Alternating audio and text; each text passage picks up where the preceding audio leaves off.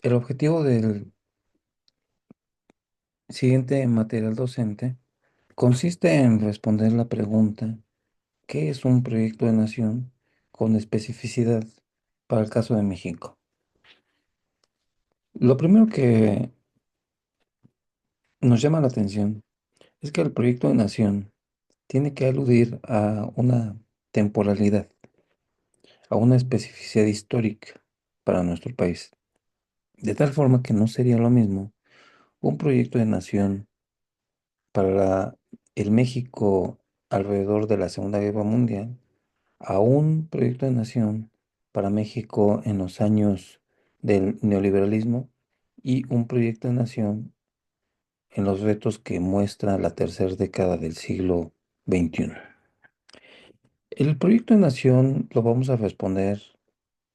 a partir del auxilio que tendremos de los artículos constitucionales 25, 26, 27 y 28 y que iremos desglosando a partir de sus párrafos correspondientes de la Constitución Política de los Estados Unidos Mexicanos. En primer lugar, vamos con el artículo 25, párrafo uno, que a la letra nos menciona que el Estado tendrá la rectoría del desarrollo nacional para garantizar que éste sea integral y sustentable, que fortalezca la soberanía de la nación y su régimen democrático, y que mediante la competitividad, el fomento al crecimiento económico y el empleo, y una más justa distribución del ingreso y de la riqueza, permita el pleno ejercicio de la libertad y la dignidad de los individuos, de los grupos y las clases sociales cuya seguridad protege esta Constitución. La segunda parte dice que la competitividad se entenderá como el conjunto de condiciones necesarias para generar un mayor crecimiento económico, promoviendo la inversión y la generación de empleo. Ahora, este párrafo fue reformado el 28 de junio de 1999 y el 5 de junio del 2013 en los gobiernos de Ernesto Cedillo Ponce de León y Enrique Peña Nieto respectivamente. Lo que quiero hacer es comentar respectivamente que este párrafo en sus dos partes alude, en primer lugar, a lo que es el Estado como un garante rector para orientar el desarrollo. Un desarrollo que, si bien no nos dice si es enteramente o propiamente económico, sí nos está diciendo que es integral, es decir, múltiple en sus diferentes dimensiones, y que sea capaz de sustentarse bajo el ejercicio de la fortaleza del Estado que tenga.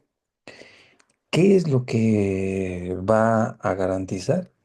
este desarrollo con la rectoría del Estado?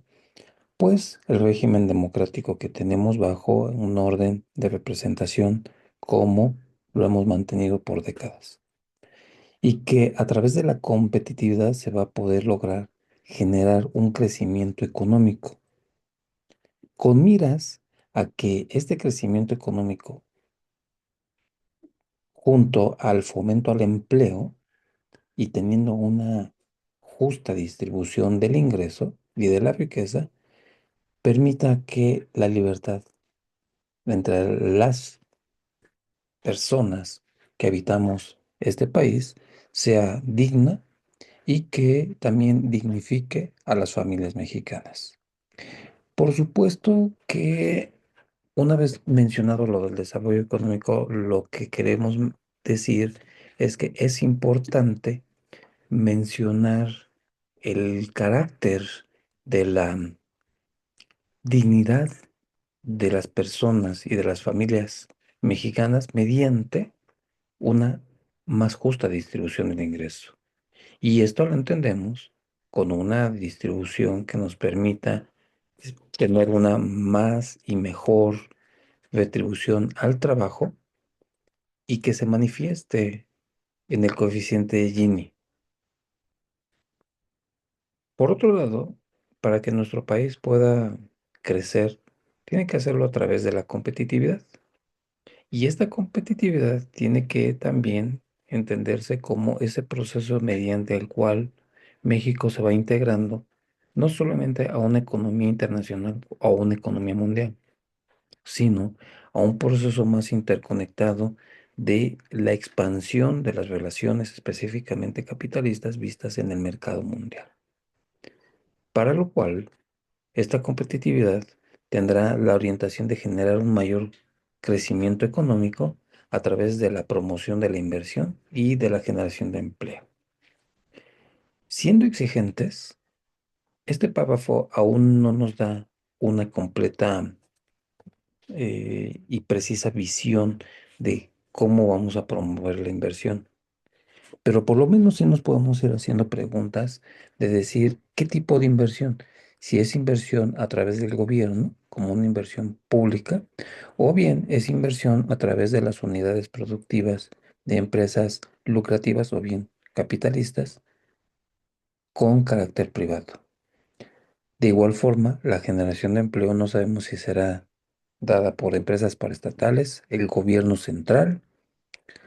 los gobiernos municipales y estatales, o bien si va a ser también promovida por las unidades productivas de tipo capitalista, pero más aún de qué sectores.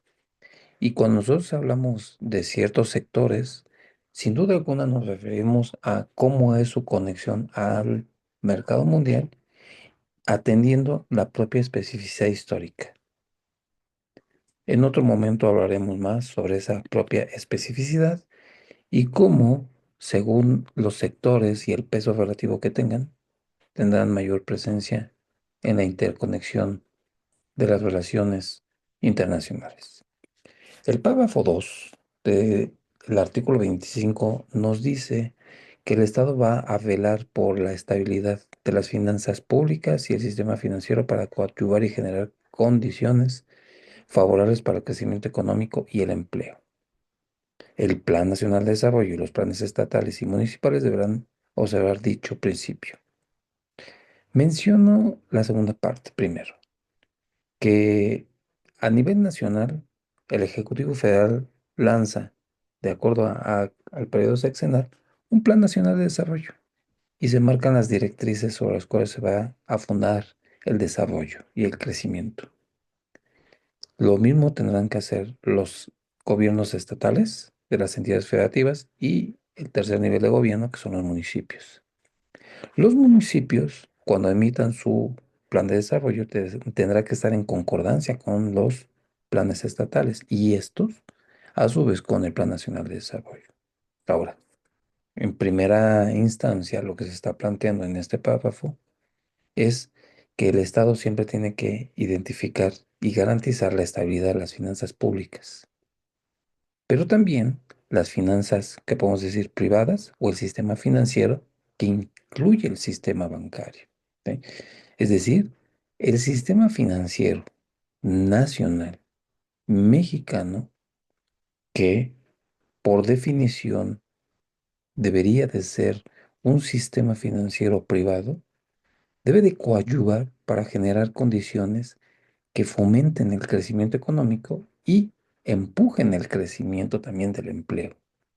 Y por supuesto, esto a nivel agregado implica que crezcan todos los sectores económicos y que crezca el empleo en todos los sectores económicos. Los párrafos 3 y 4 hemos decidido integrarlos para poder ir abarcando mayor cantidad de elementos y variables que se van sumando en este artículo con miras a poder responder qué es un proyecto de nación.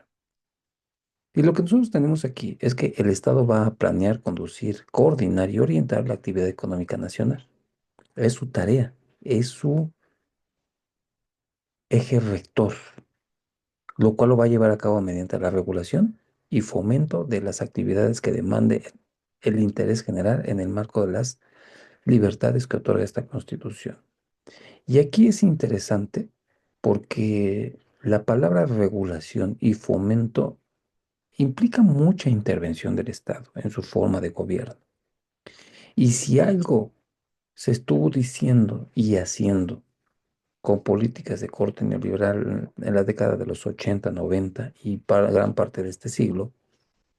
o lo que llevamos de este siglo XXI, fue que el gobierno redujera su participación en actividades económicas y particularmente productivas, que no interviniera. La intervención también tiene su carácter de regulación. En diferentes enfoques económicos se habla de una regulación como si fuera un carácter de prestamista de última instancia, pero la regulación tiene que ser permanente a lo largo de el ciclo económico, no solamente en los momentos de crisis, sino permanentemente. El Papa fue cuatro que nos dice, al desarrollo económico nacional concurrirán con responsabilidad social el sector público, el sector social, el sector privado, sin menoscabo de otras formas de actividad económica que contribuyan al desarrollo nacional. Y estas otras formas se refieren a otras formas de relaciones económico-sociales productivas que generen riqueza, que no solamente caigan en la actividad pública o privada, sin menoscabar también la social, sino hay múltiples formas que también se van desarrollando y evolucionando. Pero lo que tenemos a lo largo de las décadas del siglo XX es que este desarrollo económico siempre ha sido empujado por una forma binaria de sinergia entre el sector público y privado. El sector social, si bien su peso es pequeño en lo peso relativo, las pasadas 2 décadas ha ido en crecimiento, pero no es todavía tan grande. Son los sectores público y privado los que realmente llevan ahí la gran parte de peso y de responsabilidad en términos de hacer crecer a esta economía nacional para que se dé el desarrollo específicamente económico. Hasta aquí hemos sumado un conjunto de elementos que nos permiten establecer variables, procesos, para ir resolviendo la pregunta específica de qué es un proyecto de nación y cómo lo estamos viendo desde la perspectiva del artículo 25 constitucional.